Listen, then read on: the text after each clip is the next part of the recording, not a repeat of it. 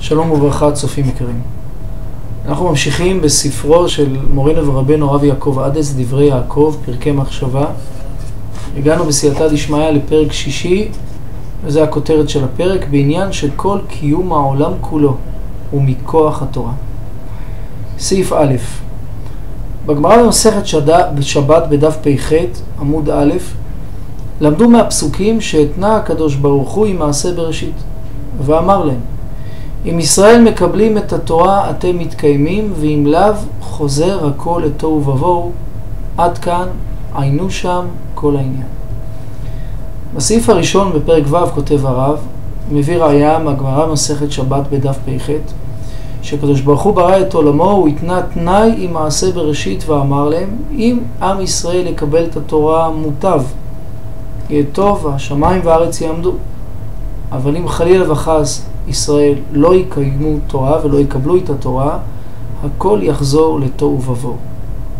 העניין נשמע מעט מורכב. אנחנו נמשיך בסעיפים הבאים, והרב יביא גם ראיות מספרו של רבי חיים מוולוז'ין, נפש החיים. סעיף ב', וכתב בספר נפש החיים שער ד' פרק י"א, בביאור עניין זה באריכות, עיין שם כל דבריו ותוכן הדברים, וכעת נסביר אותם. נפש החיים שער ד' פרק י"א, שהנה התורה, מלבד ספר התורה שיש לנו כאן בעולם הזה, יש מציאות רוחנית קדושה מאוד בעולמות העליונים, שנקראת תורה, והיא שורשה של התורה שבידינו כאן. אומר בעל נפש החיים, שחוץ מזה שספר תורה זה ספר תורה שאנחנו מכירים, 5 חומשי תורה, והמשניות וכל ההמשך, ישנה מציאות רוחנית קדושה בעולמות העליונים שנקראת תורה. וזו מציאות רוחנית. אבל שורש התורה הוא נמצא כאן בידיים שלנו, כאן איתנו בעולם הזה. זה כמו שאדם מחזיק שורש של ענף של אילן, הוא נמצא מתחת לאדמה, ומעליו השורש הזה מתפרס לעץ גדול מאוד. שתיל, צמח, יש שורש, ומבחוץ יש אילן גדול מאוד. אותו דבר, שורש התורה הוא נמצא בידיים שלנו. אבל התורה העליונה זה מציאות רוחנית קדושה מאוד שנקראת תורה. הרב כותב בהערה, ועיין לאל בפרק ב' במה שנתבאר בזה. אפשר לראות את התוכניות הקודמות בפרק השני בעניין התורה. ומשעת בריאת העולם עד לשעת מתן תורה במעמד הר סיני, כל הקיום של העולם הזה וכל העולמות היה על ידי המציאות הרוחנית הזו של התורה שבעולמות העליונים. מבריאת העולם ועד למעמד הר סיני שניתנה התורה לבני האדם, כמעט 2400 שנה מבריאת העולם, כל הקיום של העולם היה על ידי המציאות הרוחנית הזאת שנקראת תורה. אבל לא תורה ששורשה נמצא כאן איתנו, כי עדיין לא קיבלנו תורה, אלא התורה שנמצאת בעולמות העליונים. דהיינו שכך סידר הבורא את הבריאה, שהוא משפיע את כל השפע באופן שנצרך לעבור שפע לכל העולמות דרך שפע התורה. הצינור שדרכו הקדוש ברוך הוא משפיע שפע לעולם, הוא מושפע דרך צינור שנקרא שפע התורה, דרך צינור שנקרא תורה. אילולא התורה לא היה שפע בעולם הזה. אז בואו רגע נחזור ונסביר את הסעיף בצורה אולי פשוטה יותר. עד בריאת העולם, מבריאת העולם ועד מתן תורה, בשנת 2448, כמעט 2500 שנה, 2450 שנה מבריאת העולם, המציאות הרוחנית של העולם הזה, כל השפע שירד מהעולם הזה, הוא על ידי הקדושה של התורה, המציאות הרוחנית שנקראת תורה. סעיף ג' מסביר מה קרה ממעמד הר סיני. אמנם מהזמן של מעמד הר סיני והלאה, אין מספיק האורות הקיימים של התורה בעולמות העליונים כדי לקיים את התורה. אלא צריך שעם ישראל ילמדו בתורה, ועל ידי לימוד התורה של עם ישראל כאן בעולם הזה, מתחזקים האורות העליונים של התורה בעולמות העליונים. ורק על ידי חיזוק זה, השפע הוא בשיעור שמספיק לזמן שמאחר מתן תורה כדי לקיים את העולמות על ידי לימוד התורה. מהזמן שקיבלנו את התורה בהר סיני, אין מספיק אורות, אין מספיק כוח בעולמות העליונים של התורה. כי הקדוש ברוך הוא ברא את התורה, את העולם, אך ורק על ידי שישראל מקיימים תורה. אבל 2400 שנה ישראל לא קיימו תורה. אז ירד שפע שלם של מציאות רוחנית שנקראת תורה בעולמות העליונים, ועל ידי המציאות הזו העולם קיים. אבל ברגע שעם ישראל קיבל את התורה במעמד הר סיני, בגלל שאין מספיק שפע של תורה בעולמות העליונים, כי בעצם השפע הזה קיים את העולם כמעט 2400 שנה, על ידי הלימוד התורה של עם ישראל, על ידי הלימוד התורה שלי, על ידי הלימוד התורה שלך, של הצופים העיקרים, על ידי המציאות הזאת, העולם הזה קיים. ורק על ידי חיזוק זה השפע הוא בשיעור שמספיק לזמן שמאחר מתן תורה לקיים את העולמות על ידי לימוד תורה.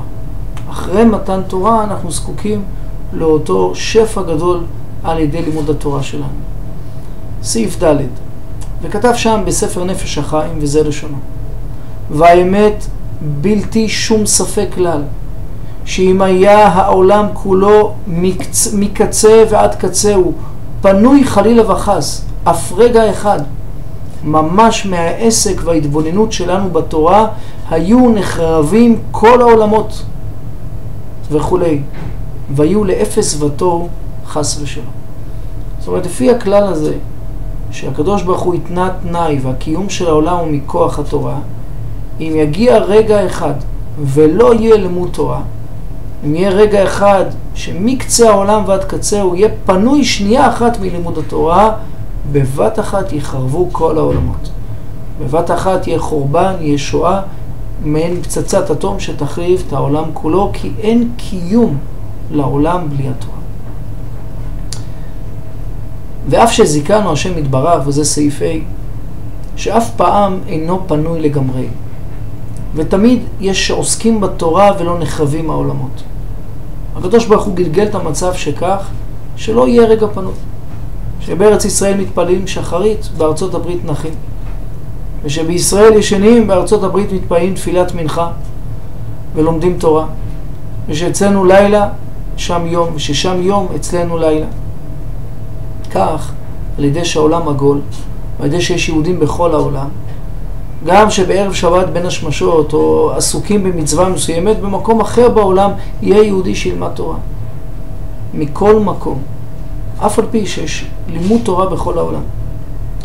מכל מקום ריבוי השפע ומיעוטו חס וחלילה, הכל תלוי בשיעור ורוב עסקנו בתורה. ואם אנחנו מחזיקים בתורה, בכל כוחנו כראוי, אנו מנחילים חיי עד וממשיכים משורשה הנעלם למעלה מכל העולמות. תוספות קדושה וברכה ואור גדול בכל העולמות, וגם לבנות הנהרסות בתיקונים גדולים וכו'. אף על פי שהקדוש ברוך הוא זיכה אותנו ואת העולם כולו שבכל רגע לומדים יהודים תורה ולא נחרבים העולמות, הכמות של התורה, רוב העיסוק שלנו בתורה, על ידי שאנחנו מחזיקים בתורה בכל הכוח שלנו, אנחנו נשפיע שפע במידה ויהיה תורה. וחלילה וחס, אם לא תהיה תורה, לא יהיה שפע בעולם ויהיה חורבן בעולם. ואם לומדים תורה בכל כוחנו כראוי, אנו מנחילים חיי עד וממשיכים משורשה הנעלם למעלה מכל העולמות. אנחנו אוחזים בשורש, ודרך השורש הזה אנחנו מעבירים אלינו לעולם הזה מכל העולמות מה? תוספת קדושה וברכה ואור גדול בכל העולמות.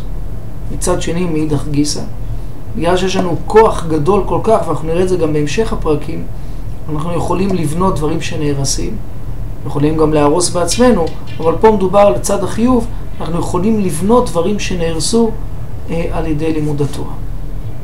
הסעיף הבא מביא את המקורות למציאות הזאת. סעיף ו' והביא שם מחז"ל שאמרו על תלמידי חכמים שהם עמודי העולם. אתם מכירים את המונח צדיק יסוד עולם. הוא אבן היסוד של העולם. תלמידי חכמים הם עמודי העולם שלומדים תורה. שנאמר, אם לא בריתי יומם ולילה, חוקות שמיים וארץ לא שמתי. אם לא היה מציאות של יום ולילה, שפה לומדים תורה ושם ישנים, או ששם ישנים ופה לומדים, שכאן ישנים ושם לומדים תורה, לא היה מציאות שהעולם הזה היה קיים. ועוד אמרו על הפסוק, חוכמת בנתה ביתה. חוכמת בנתה ביתה, אמר הקדוש ברוך הוא, אם זכה אדם ולמד תורה וחוכמה, חשוב לפניי, כמו שברא שמיים וארץ. וכאילו העמיד כל העולם כולו. הפסוק חוכמת בנתה ביתה, אומר הקדוש ברוך הוא שהאדם חכם כאן בעולם הזה. לא מתבלבל מה שקורה מסביבו. לא מתבלבל מהטכנולוגיה ומהמודה ומהאופנה ומעולם שלם שהולך כנגד השם. הוא ישב ולמד תורה, אומר אלוקים, למד תורה וחוכמה, חשוב לפניי, כמו שברא שמיים וארץ. הרי ללא לימוד התורה לא היו קיימים שמיים וארץ. ועוד ממשיך, וכאילו העמיד כל העולם כולו. ועוד אמרו, אמר הקדוש ברוך הוא לישראל, בניי, היו מתעסקים בתורה ביום ובלילה, ומעלה אני עליכם כאילו אתם מעמידים את כל העולם. התוכנית הזו מוקלטת ביום לזיכרון השואה והגבורה. זאת אומרת, אם היה יודע האדם שהוא יכול להעמיד את העולם כולו ולמנוע חורבן מהעולם, השמחה שלו הייתה גדולה מאוד.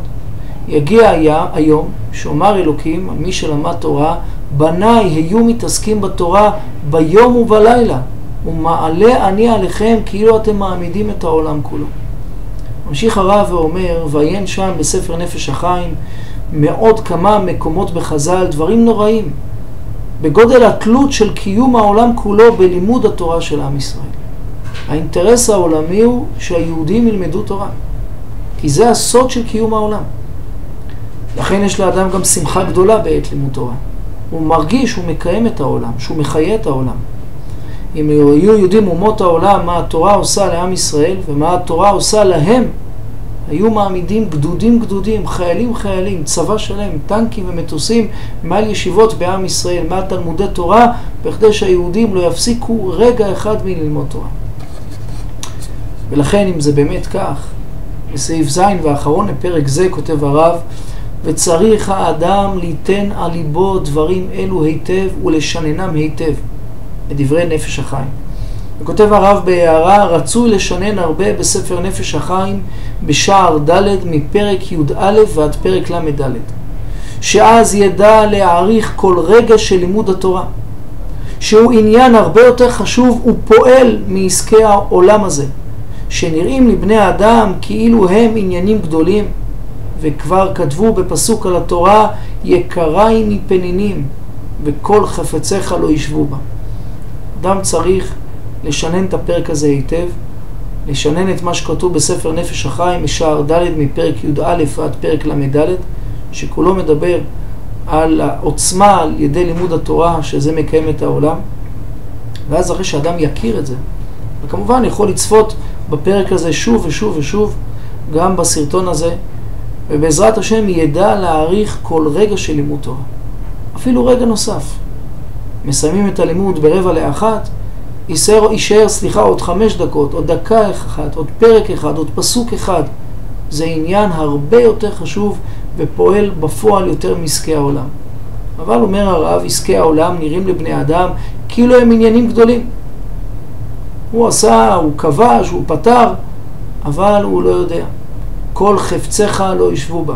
יקריי התורה מפנינים וכל חפציך לא ישבו בה. הלוואי שבאמת נבין ונקיים את הדברים כמו שמופיע בספר נפש החיים. עסקנו יחד בפרק ו' על עניין כוח, שכל העולם כולו הוא כולו מכוח לימוד התורה של ישראל.